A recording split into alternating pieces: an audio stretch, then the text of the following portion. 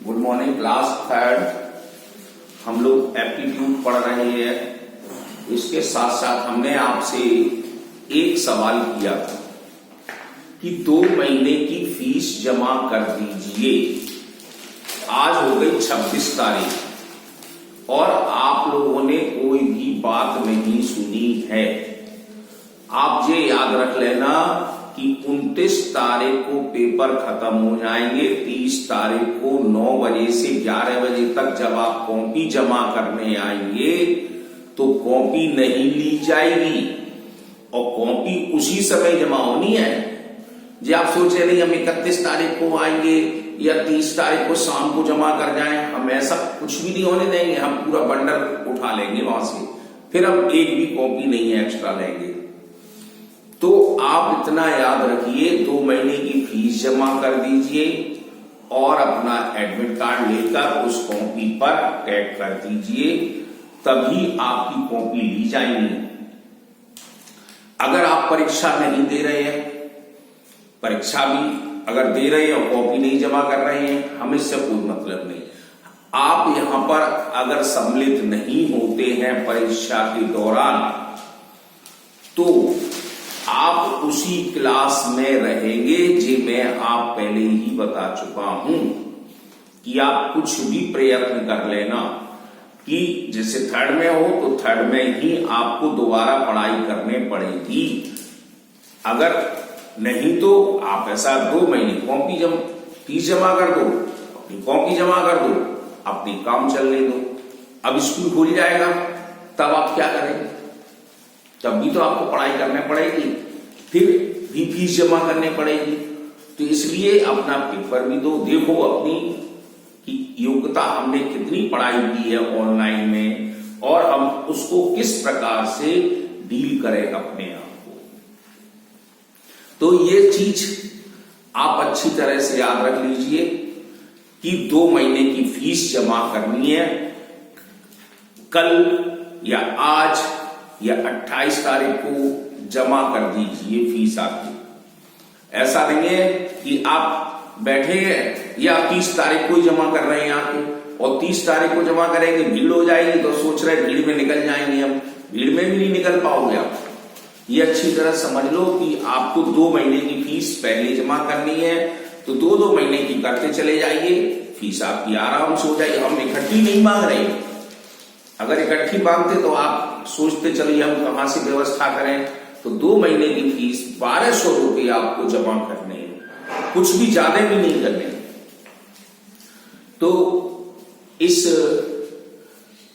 Sheet के अंदर page number 26 में शीट नंबर हमारी 9 चल रही है। कल एक हमने कराया था, एक आपको होमवर्क दिया था।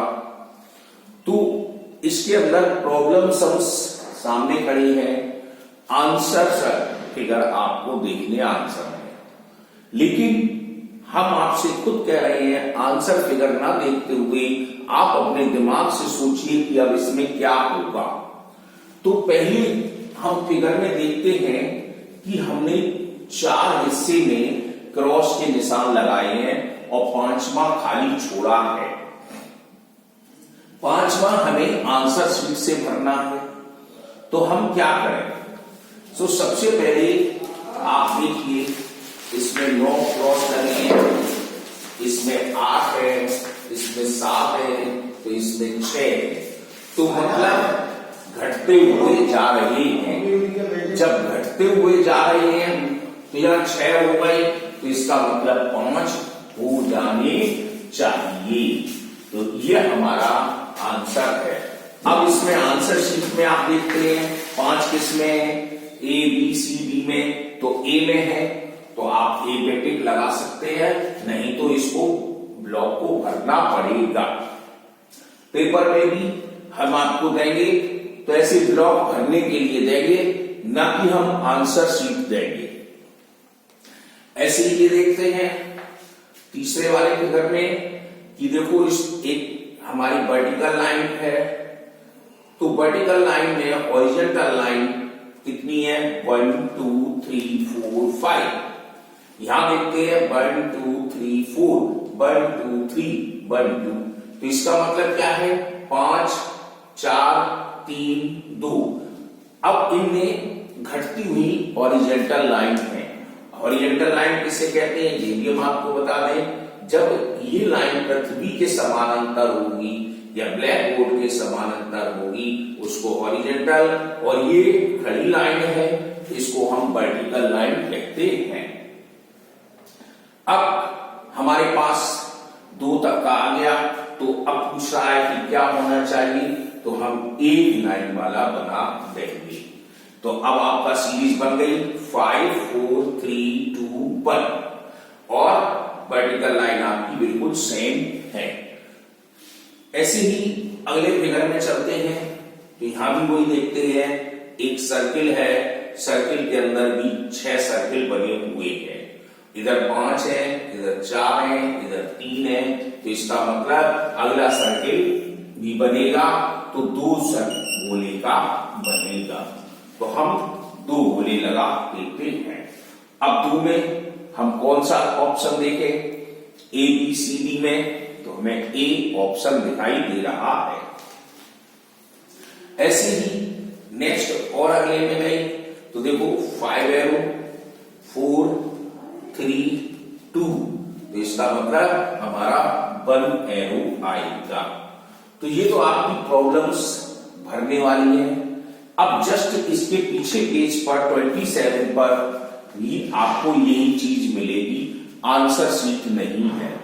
तो अब आप देखते हैं पहले वाले में 8 गोलियां बनी हैं, दूसरे में 7, तीसरे में 6 5 4 3, तो इसका मतलब क्या है 2 गोलियां बनाई जाएंगी। फिर उसके अगले चलेंगे तो उसमें 1 गोली बनाई जाएगी। तो मतलब कि हमें इस फिगर को बनाना है और भरना है इसमें। तो अब ऐसे अगले चलते हैं, तो देखते हैं 8 पत्तियां बनी हैं, 7 है, 6 है, 5 है, 4 है, 3 है, तो 2 बन जाएंगी, फिर 1 बन जाएगी। ऐसे ही क्रॉस का सिस्टम है, तो ये आपको स्वयं करनी होगी। तो आपको क्या करना है कि इस प्रॉब्लम्स के अंदर यहां तो मैंने आपको आंसर शीट में दिए, अब आंसर शीट नहीं है तो कैसे करेंगे? तो इसी तरह से पढ़ पढ़ के इसको करेंगे। तो सबसे बड़ी यही आपकी पैटर्न नंबर है। कल हमने आपको पैटर्न नंबर के बारे में बताया था। पैटर्न में सीरियल में होना चाहिए, जो भी काम हो क्रमबद्ध हो। तो आप ये करेंगे एक्सरसाइज, और हमने जो अभी बात कही सबसे पहले फीस जमा करने की, तो 2 महीने की फीस आप जमा कर दीजिए। आप कर अगर नहीं करते हैं तो जिम्मेदार आप ही होंगे, हम नहीं होंगे। हम तो आपको पूरा काम दे रहे हैं, आप नहीं सुन रहे हैं।